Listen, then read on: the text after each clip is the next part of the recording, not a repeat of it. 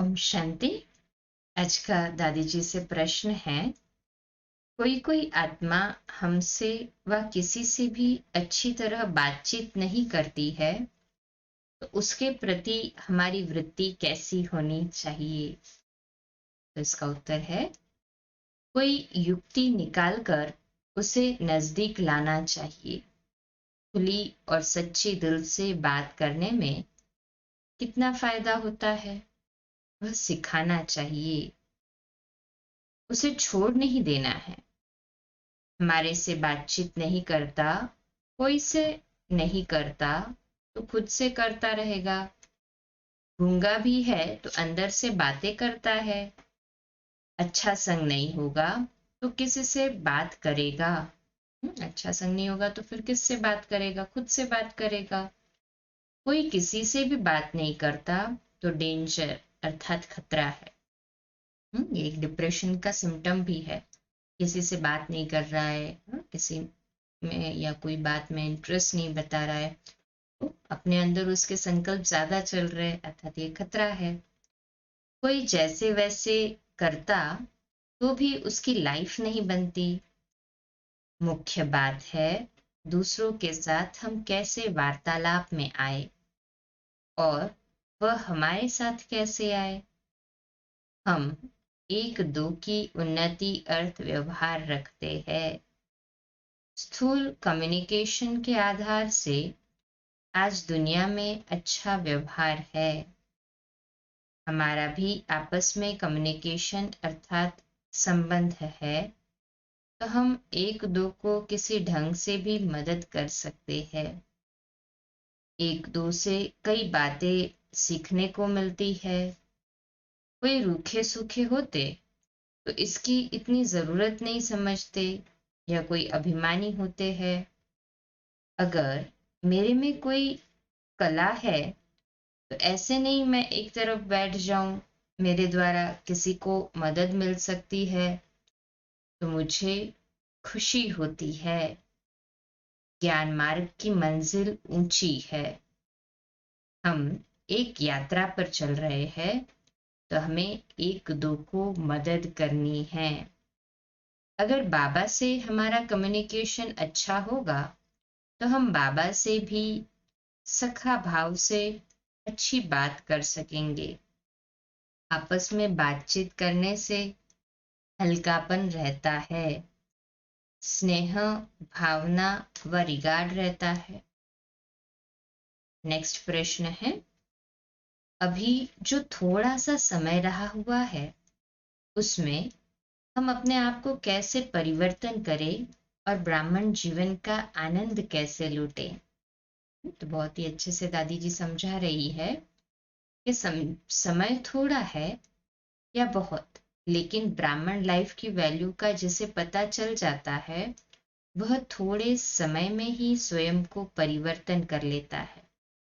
जिसे यह ब्राह्मण लाइफ अच्छी लगी उसे बुराइयां त्याग करने में देरी नहीं लगी।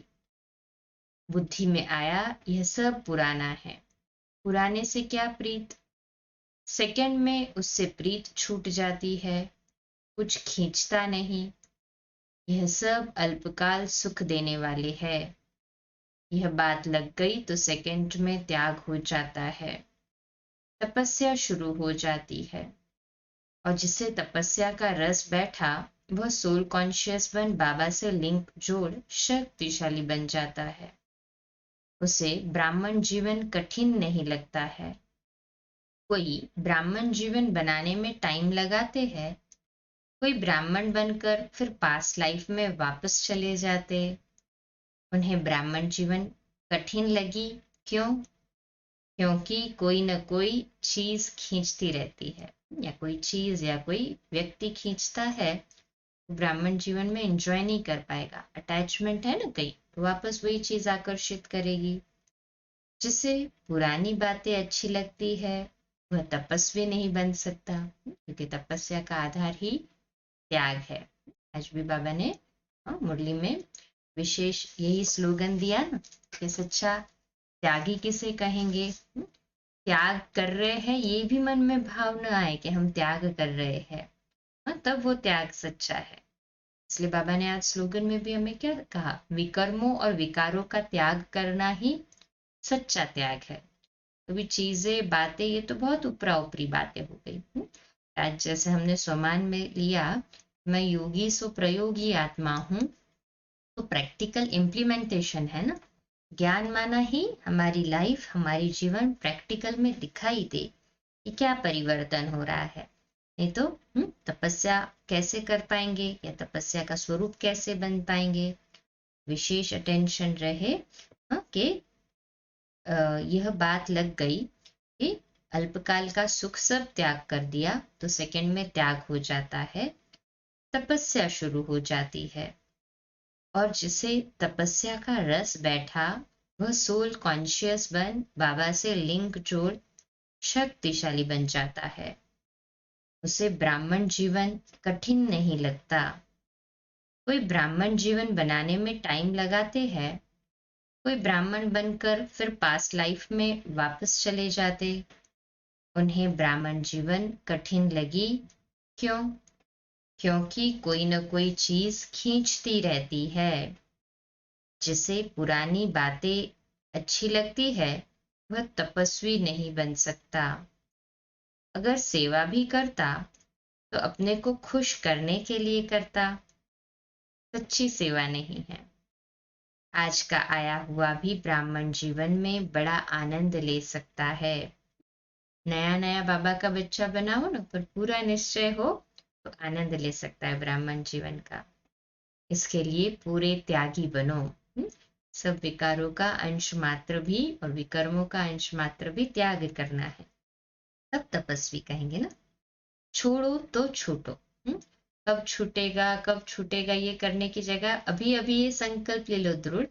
अंदर से अपने मन से डिटैच कर दो उस चीज को, व्यक्ति को, तो देखो छूट जाएंगे। कुछ लटकाते न रहो। कोई मेरे पीछे आता रहे, मेरे को खींचता रहे और घड़ी घड़ी पीछे देखूं तो दर्द पड़ता है। आगे बढ़ना हो तो पीछे मत देखो, यह भी अपशगुन है। पीछे देखना भी अपशगुन माना जाता है ना। आगे बढ़ना है तो आगे की राह देखो। जो पीछे देखता वह पीसफुल नहीं बनता, क्योंकि उसके मन में तो फिर और इधर उधर के संकल्प चलते रहेंगे। पीछे देखेगा तो दूसरे को देखेगा या खुद की पास्ट लाइफ देखेगा। जब पास्ट लाइफ देख रहा है, दूसरों को देख रहा है, पीछे मुड़कर देख रहा है, तो सोचो आगे की डेवलपमेंट कैसे कर पाएगा। हाँ, पीछे कब देखना है, जब हमें ये रियलाइजेशन हो कि ये मेरे अंदर कमी या खामी थी उस समय और वो चेंज करनी है। परिवर्तन के लिए अपने आप को, खुद को करेक्ट करने के लिए देखना और बात है, परंतु बार बार पीछे देखकर वही इंसिडेंट्स को, वही व्यक्ति को, वही बात को रीइटरेट करना और उसके बारे में बार बार सोचना खुद का भी टाइम वेस्ट है, और साथ साथ हम वातावरण को भी लो एनर्जी वाला बना देते हैं। जिस आत्मा के लिए, जिस व्यक्ति के लिए संकल्प चला, उसके लिए भी फिर नेगेटिव एनर्जी रेडिएट कर देते हैं ना। जैसे हम देखते हैं कि हमारा परिवर्तन होते जा रहा है। हम 2 साल पहले जो हम थे अब वो नहीं है। कि योगी जीवन बनी ना, परिवर्तन तो होता रहता है, और कितना परिवर्तन करना है वो मेरे ऊपर डिपेंडेंट है, कितने समय में मैं कितना डेवलपमेंट कर पाता हूँ।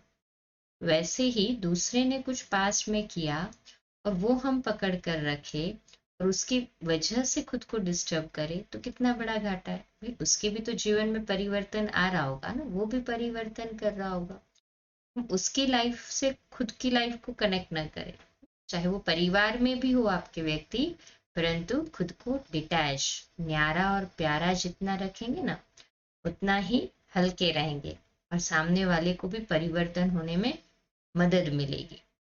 मान लो कोई चीज है, जैसे अभी ये हैंकी है, इसको मैंने हाथ में अटैच करके रखा। मैं सोचूं मैंने तो पूरा अटैच करके रखा और ये साफ हो जाए, कुछ गंद लग गई हो तो, पर छोड़ेंगे तब वो, उसमें उस शक्ति मिलेगी या उसको उतना फ्रीडम मिलेगी कि फिर वो क्लीन हो सके, उसको अच्छे से धुलाई किया जा सके, सफाई किया जा सके। परंतु उससे डिटैच तो होना पड़ेगा ना। ठीक उसी प्रकार से हमें लोगों से, व्यक्तियों से या पिछली बातों से जितना डिटैच होना आ जाएगा, उतना ही उन्नति स्वयं की भी होगी और उसकी भी होगी। इसके लिए अटेंशन प्लीज। कोई भी बात पुरानी खींचे नहीं, उसे फुल स्टॉप लगा दे, फिनिश कर दे। जितना हम बात को पीछे छोड़ते जाएंगे, बाप को अपने साथ रखेंगे, तो बात फिनिश होती जाएगी। बाबा, मैं तेरी हो गई, तू मेरा हो गया। ऐसे पावरफुल संकल्प वाला निश्चय बुद्धि ब्राह्मण जीवन का पूरा आनंद ले सकता है। तो है ना, ऐसे ही पूरे ब्राह्मण जीवन का आनंद लेने वाले सभी निश्चय बुद्धि है। हाँ जी बाबा, सेवा भी करता तो अपना भाग्य बनाने के लिए, जीवन सफल करने के लिए करता है। वो सेवा जो करता है ना, उसमें भी भाग्य बनता है। वैसे ही योग के प्रयोग के द्वारा आगे बढ़ते चले और बढ़ाते चले। जैसे आज का हमारा स्वमान है, मैं योगी सो प्रयोगी आत्मा हूँ। तो आज रात्रि सोने से पहले चेक करें, मैंने आज योग का कितना प्रयोग किया। प्रैक्टिकल इम्प्लीमेंटेशन, जहाँ पे पहले डिस्टर्ब हो जाते थे, या यूं कहो कि थोड़ा भी मन में संकल्प चलता था जो बातों से, परंतु योग के प्रयोग से उन संकल्पों को कितने सेकंड में या कितने समय में फिनिश किया, या फिर वो संकल्प अफेक्ट ही नहीं करते अभी। ये बाबा को रिजल्ट सुना कर सोए। सोएंगे ना सभी, ये रिजल्ट सुना के हाथ ऊपर करें। अच्छा, मुबारक हो। 2 मिनट शक्तिशाली योग का प्रयोग करेंगे। सेकंड में डिटैच हो जाएं इस शरीर से, और बाबा के घर के लिए विशेष योग के शक्तिशाली प्रकंपन फैलाएं। बाबा के घर के लिए बहुत सुंदर जगह मिल चुकी है, और बाबा का सुंदर सा घर अनेकों आत्माओं की सेवा करने के लिए निर्मित हो चुका है।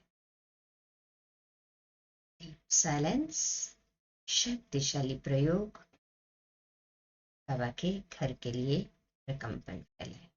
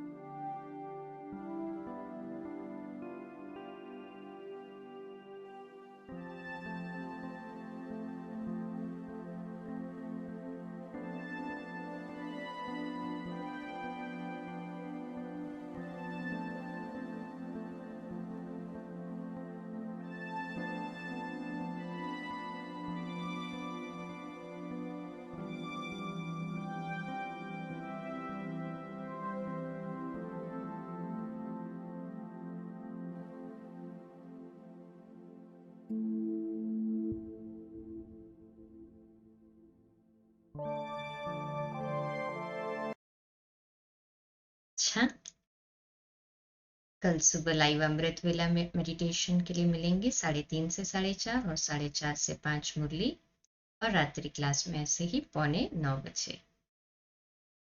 शुभ रात्रि। ओम शांति।